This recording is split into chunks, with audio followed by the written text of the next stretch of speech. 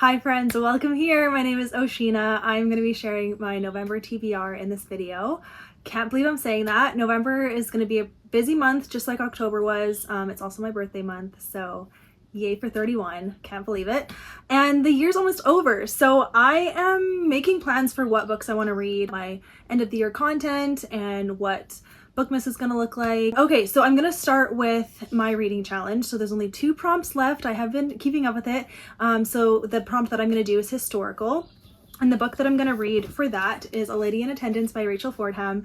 This is one of the books that I haven't read by her. I only have 2 left, so I wanna get this one done. This is one of her more recent releases, and it follows, you're in New York, it's in the 1898 time, and it follows a dentist, I'm pretty sure, and she's a dental assistant. So that feels kind of fun because I don't know what it would have been like back then for dentists. So yeah, but I think it's going to be a really sweet romance too, and I'm just looking forward to reading more from Rachel Fordham. So this will be filling my challenge. And then I'm just going to say this now because I am really excited about it, just because there's been so much hype. But basically, I do plan to read The Nightingale this month by Kristin Hannah. So if you guys remember, I'll try to pull the clip if I still have it. I don't think I do though. I don't still have the clip, but my very first, let me get it.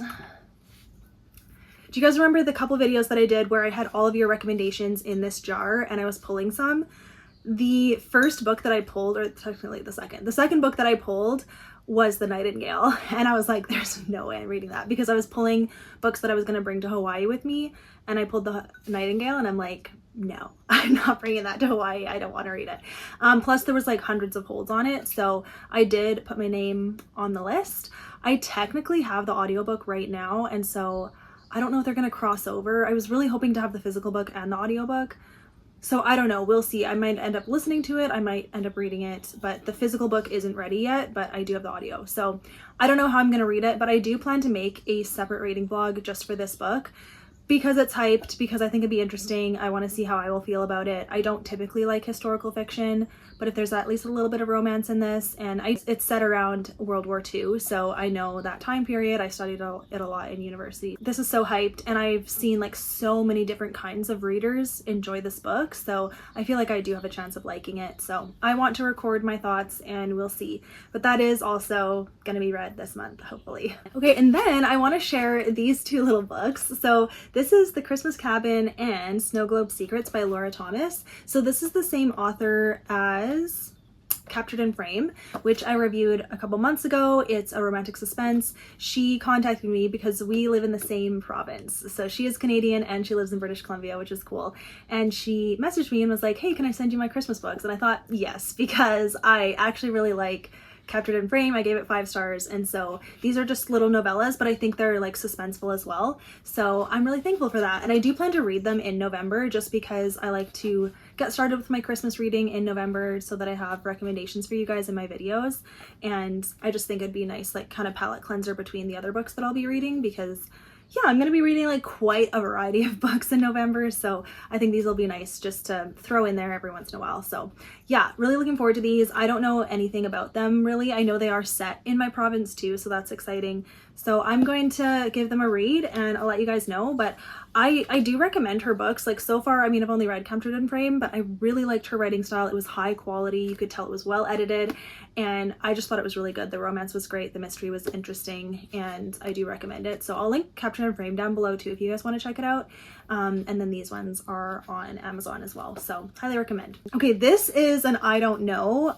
Technically I've started it, but I'm on the fence if I'm going to finish reading it, so I'm just going to show it in this video. You guys can probably tell me, and I may or may not DNF it, I don't know. But I've got One Dark Window by Rachel Gillig. So this was fairly popular, I think earlier in the year, or maybe even last year. And I was curious about it because I heard that it's a great fantasy romance. I did hear that it was kind of like dark and gothic, which definitely getting those vibes. I'm on chapter 3. I do have the audiobook, and then I actually borrowed this from a friend, so this is not a library book. I'm borrowing it. And yeah, on chapter 3, and so far definitely on the fence. I don't know if this is going to be my kind of story. It has very like just dark, kind of sad, depressing type of setting so far. Yeah, it just feels slightly evil, so I'm like not sure if this is going to work for me, but I'm going to give it a couple more chapters and then we'll see. But I wanted to read like fantasy books for a week or something. I wanted to do some kind of like fantasy reading vlog. And so I was actually testing this out because I was like, fantasy is so hit and miss with me. Sometimes I can love it, sometimes it turns out like this, and I don't know, because fantasy can go like pretty dark easily. And I have had requests from people to recommend like fantasy romance and different fantasy books that I would recommend that aren't like evil and dark and stuff, like with magic. And there's not that many out there. It is hard to find them, and this one I definitely wouldn't recommend for that because there is some like dark stuff in it, which you would think, like it has a dark cover, it's called One Dark Window, like you would think. But yeah, just so you guys know, I am trying to find more fantasy recommendations for you guys. This one, I don't know if it's gonna work out, but. So I technically have the second book here as well, but I don't even know if I'll get to it. I might end up giving it back to my friend because the audiobook also like just adds to the kind of dark vibes, but I don't really want to just like sit down and read this. But yeah, so this is on the TBR. I'm gonna actually read it. I mean, it's still October, so I might actually finish this before October's over, and then you'll see my little review in my wrap up, I guess. If I even finish it, I might DNF it, we'll see, but there you go.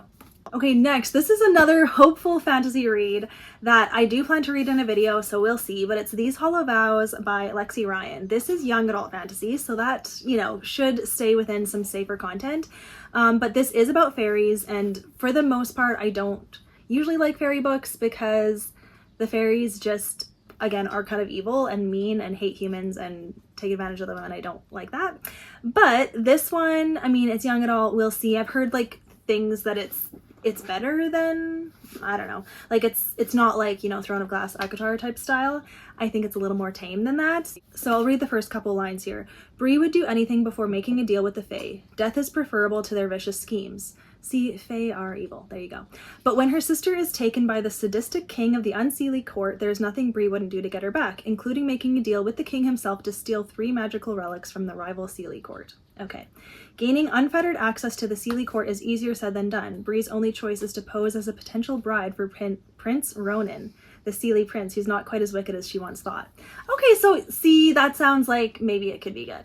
So I'm also trying to get the audiobook for this book, but I have it physically from the library, so I will give this a read. I may be doing a fantasy reading vlog, so you'll see like more detailed thoughts with this book in it, but hopefully I like it. We'll see. I'm trying to find some recommendations for you guys, so working on it.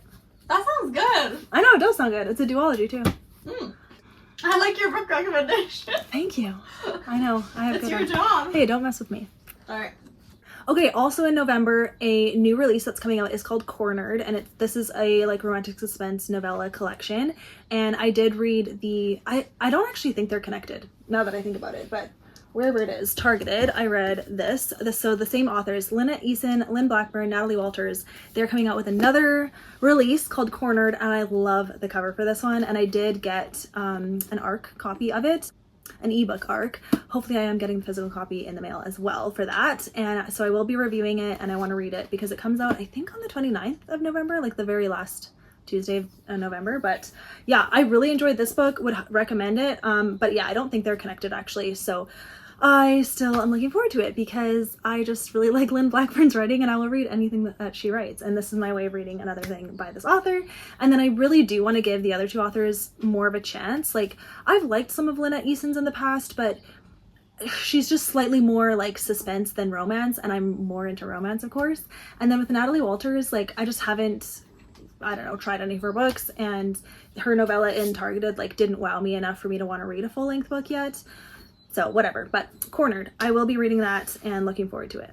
Okay, and then I have been slowly reading the A Good Girl's Guide to Murder books, and I found the audiobook for the first book. It was so good. You'll see that in my wrap up. And so I'm waiting for the other audiobooks to become ready, but there's like weeks and weeks of holds on them, so that's annoying. So then I put holds for the actual books, and the third book came in. So this is As Good as Dead by Holly Jackson. This is the third book, so I can't read it until I read the second book because I haven't read it. And then I got the novella collection, or just a novella, called Killjoy. I think it's just one novella, but yeah, so I have these two books, but I can't read them until I get, what's it called? Good Girl, Bad Blood is the second book. So trying to, you know, get my hands on that. But I don't think I'll get them all done before October. So these will carry on into November. I'm trying to make a reading vlog reading the whole trilogy, but it's hard because there's so many holds. And I owned the first book, so I was able to read it. And then I happened to get the audiobook too. So whatever, but I am filming a vlog for it. So you will see that sometime in November. Oh, this is one that I'm interested in. So this is called Over the Influence by Jojo. I don't actually know how to say Joanna Levesque or something like that. But do you guys know, like, her song Too Little Too Late, I listened to on repeat in high school. Like, I really liked her music, and she came out with a memoir, I guess. So I'm definitely really interested in it. I have it on hold in my library. I also have the audiobook on hold. So whichever one comes to me first, that's what I'll be reading. And I'm just looking forward to reading about her. I know she's had a hard career, a hard life, and hopefully what she shares is inspirational in some way.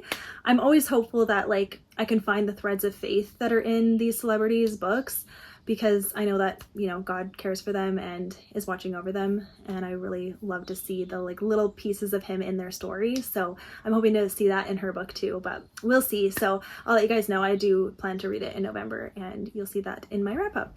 Okay, wrapping up here. So I also am aware of my 2024 TBR. I'm almost finished all of the books on it, but there's 2 books on it that I haven't read, and the first one is A Season to Love by Nicole Deese. This is one of her self-published books, and it was sent to me by a subscriber a long time ago, it feels like, and I really want to read it. I want to get it done. And technically, Start With Me, this is not on the 2024 TBR, but I have also been meaning to read this. I've put it on so many monthly TBRs in the past, and I don't know, it's weird. Like, I've been prioritizing basically the library and audiobooks over my physical TBR, so I think I need to make a video about that. Reading only my physical TBR for a week or something. Okay, and then also Shattered Rose by Tammy Gray. I have that as an ebook. I just haven't been in the mood for it because I know it's like more of a hard-hitting book, and just not in the mood, even though, like, Tammy Gray is the best, like, one of the best Christian writers out there, and I want to read everything that she's written, but I just haven't been in the mood to read something heavy. I'm a light and fluffy reader, or like a kind of spooky thriller reader, I guess. I don't know. So yeah, that is everything, I think, guys. Thank you for watching. I will write all of the books down below, and I'll link videos down below if I mention anything. Hopefully some of these things are happening already, like the A Good Girl's Guide to Murder vlog and the Nightingale vlog. We'll see. But yeah, very excited about that. So that's a little bit of my content plans too. And if you have any, like, requests or ideas for Bookmas, and if you guys don't know, Bookmas is the kind of like video spree that happens in December. A lot of booktubers post either every day or have some kind of more extensive posting schedule in December. So I do plan to have one as well, but I haven't nailed down exactly what I want to do. So if you have any requests or any types of videos that you would really love to see, even just in general for this month, for any time, I'm always taking requests, and I do really take them to heart. And if you guys ask a question that I feel like I could make a video out of, I will. That's what I made the Christian Fiction on Kindle Unlimited video from, because I think I had like 2 different questions about that, and I was like, need to make a video, I'll do it. So yeah, I'm really open to making videos for things you guys want. So let me know what you would like to see. Again, the fantasy video is in the works, but it is hard for me to find fantasy I even like. So we're working on it. But yeah, thank you for being with me, you guys. I will see you in the next one. Bye. Okay, I'm reading the next one. Okay. This is so good. Sheena, I'm dying. I know.